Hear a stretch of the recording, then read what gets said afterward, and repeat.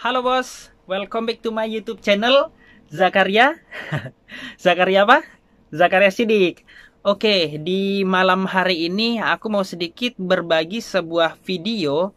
Nah, ini video saya tujukan untuk teman-teman calon jisuse atau calon pemagang ke Jepang yang di pertanian Jepang ya. Kebetulan ini adalah sebuah video proses panen kiabetsu atau kubis di pertanian Jepang. Nanti setelah ini silahkan teman-teman simak ya, bagi teman-teman yang penasaran bagaimana sih proses panen kubis di pertanian Jepang itu. Tapi sebelum ke videonya, aku mau menginformasikan dulu nih tentang video ini. Video ini saya ambil dari channel YouTube teman saya. Nama channelnya Syartibi ya. Kebetulan beliau adalah teman saya ya. Semenjak di bangku sekolah ya. Kita pernah satu sekolah bareng. Dan alhamdulillah video ini kita sudah izin dan mendapatkan izin dengan beliau. Jadi untuk teman-teman yang nyimak video ini, setelah nyimak video proses panennya, bagi teman-teman yang mau mampir ke channelnya Bang Syartibi, silahkan mampir aja ya, mampir ke channel beliau dan bantu support juga channel YouTube beliau.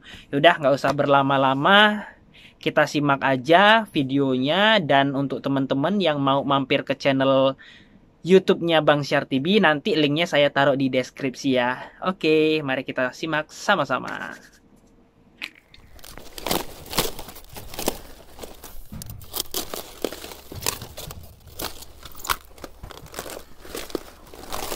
Pada saat panen kubis seperti ini kira-kira teman-teman gambarannya, kita menggunakan hocok seperti ini ya, pisau untuk potong sayur khusus untuk sayuran daun-daunan seperti kubis, selada, dan lain-lain ya.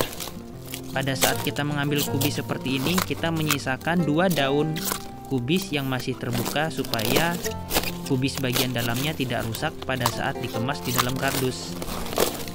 Pada saat kita memotong, kita harus bisa lebih cepat, terus kita harus dituntut harus rapi juga ya pada saat memotong kubisnya ini.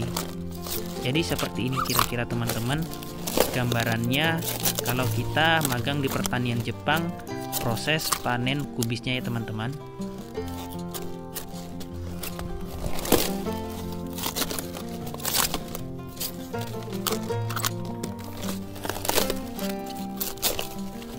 Kubis yang kita panen dalam 1 hari kalau di pertanian Jepang ini bisa ratusan hingga ribuan kotak ya teman-teman.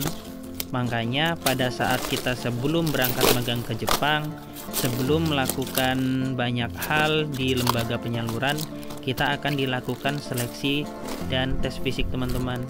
Karena ini untuk melihat bagaimana kekuatan fisik kita ya. Contohnya seperti ini teman-teman.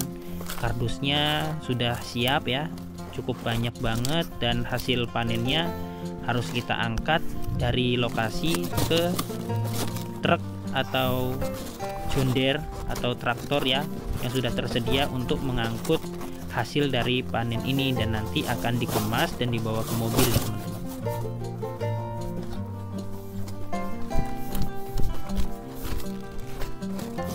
Dalam setiap jenis pekerjaan, kalau pada saat kita magang di pertanian Jepang ini, kita akan dituntut untuk bekerja dengan penuh semangat dan gesit ya. Contohnya Bang Syartibi ini pada saat dia hakobu ya, pada saat ngangkat-ngangkat kardus untuk disimpan ke traktor, dan nanti ini hasilnya akan ditaruh di mobil untuk dikirim ke pasar. Kita dituntut bekerja lebih cepat, lebih rapi, karena waktu itu sangat berharga sekali ya kalau kita magang di pertanian Jepang ini.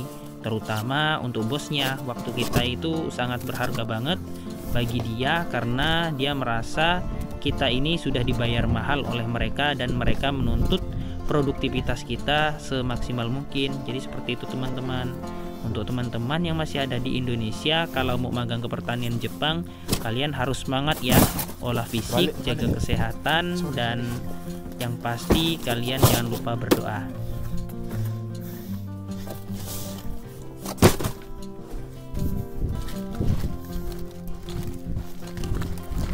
Luasan areal perkebunan yang biasanya kita tangani kalau magang di pertanian Jepang ini sangat luas sekali ya teman-teman. Jadi kita harus pandai-pandai menjaga stamina kita supaya pada saat kita bekerja kita tetap fit. Kemudian untuk berikutnya kita tetap fit dan tidak jatuh sakit ya, karena kalau misalnya kita jatuh sakit terus banyak kendala, jadi kita bisa-bisa nggak dapat pemasukan nih teman-teman, karena lahan yang dibuka itu sangat luas sekali dan tanggung jawab kita itu sangat besar sekali dengan lahan tersebut. Apalagi pada saat musim panen, ini salah satu waktu yang paling tidak bisa ditoleransi ya teman-teman. Dan pada saat waktu panen seperti ini juga penghasilan kita bisa bertambah ya dari musim-musim biasanya, seperti itu. Pada saat hakobu atau usung-usung mengangkat hasil panenan kita ini, biasanya kita dituntut harus bisa lebih dari 1 kardus ya teman-teman, karena kalau misalnya jumlahnya ribuan, kita mengangkat satu persatu itu membutuhkan waktu yang sangat lama dan kita akan dipenetrasi ya, akan ditekan oleh bos kita supaya lebih cepat.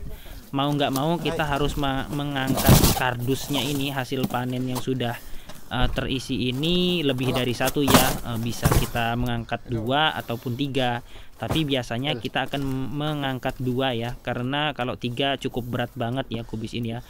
Lagi pula jumlahnya nggak sedikit ya, bisa ribuan ya, ratusan hingga ribuan kotak dalam satu harinya, dan belum lagi kita diberi pekerjaan lainnya ya, seperti pekerjaan perawatan dan pelebelan dan lain sebagainya ya, belum lagi kayak tanemaki atau menanam dan lain sebagainya, karena setiap hari pekerjaannya nggak hanya cuma panen, masih ada pekerjaan-pekerjaan lainnya yang masih menunggu kita.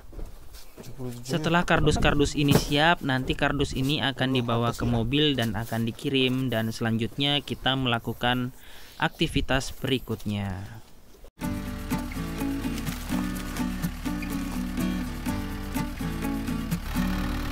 Jadi bagaimana teman-teman, masih tertarik untuk magang di pertanian Jepang? Nah, untuk teman-teman yang masih tertarik untuk magang di pertanian Jepang, jadi kalian harus mempersiapkan fisik dan mental kalian ya teman-teman, karena Jepang itu tak seindah dengan tukang sakuranya. Ya, kira-kira seperti inilah kegiatannya kalau misalnya kita sudah disibukkan dengan kegiatan panen ya teman-teman. Kita harus semangat pada saat panen dan kita harus rela tenaga kita menukarkan tenaga kita dengan uang yang kita inginkan ya teman-teman.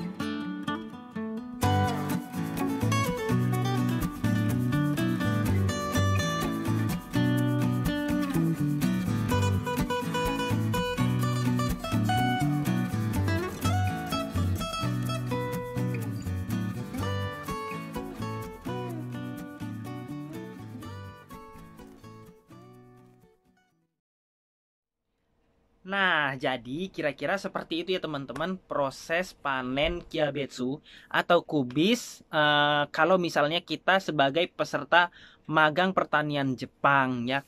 Kira-kira seperti itu ya, masih semi-semi manual kayak gitulah ya, tapi ya boleh lah. Kalau misalnya nggak kayak gitu kan kita nggak ada kerjaan juga gitu kan. Jadi terima kasih banyak untuk teman-teman yang udah mampir, yang udah dukung, yang udah support. Jangan lupa juga ya di support channel YouTube-nya Bang Syar TV. Yang mau tanya-tanya soal magang di Jepang bisa juga tanya ke beliau. Kebetulan beliau itu pernah magang juga ya di Jepang, tapi dia program 1 tahun. Jadi kalau misalnya teman-teman mau nanya-nanya tentang program magang 1 tahun, bisa langsung tanyakan ke beliau. Dan jangan lupa like ya, like terus share juga ya kalau bermanfaat. Kalau nggak bermanfaat jangan di share. Oke, terima kasih, segitu aja dulu dari saya ucapkan terima kasih banyak. Assalamualaikum warahmatullahi wabarakatuh.